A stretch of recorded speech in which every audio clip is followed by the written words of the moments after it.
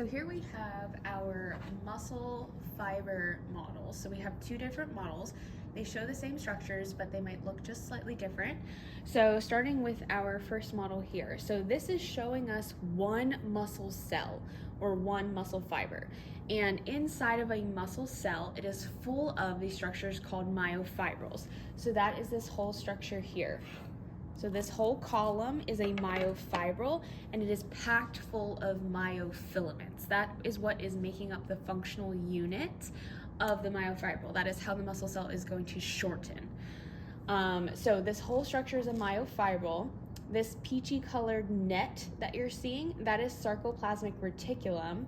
And this dilated portion that runs here alongside the blue, that is the terminal cisternae. The blue, those are transverse tubules, also called T-tubules. And on the other side, we find another terminal cisternae. So two terminal cisternae with one T-tubule in the middle is called a triad. Over here, we see an axon from a motor neuron coming and synapsing with this muscle fiber. So we'll find the axon here, and the axon is myelinated, so it's wrapped up by a Schwann cell right here. And then here is our neuromuscular junction. So the structures that we find in the neuromuscular junction, we find the terminal end bulb here from the axon. And then this blue space here, that is the synaptic cleft.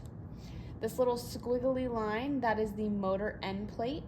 Inside of the synaptic end bulb here, you'll see all these little balls, and those little balls are the synaptic vesicles, and they are full of the neurotransmitter. At the neuromuscular junction, it's acetylcholine. This here is the sarcolemma, so that is the plasma membrane on a muscle cell.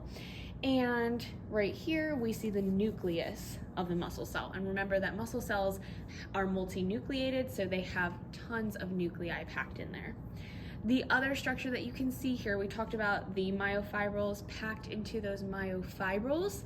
They make up the sarcomere. So you can see the sarcomere. That is this structure here.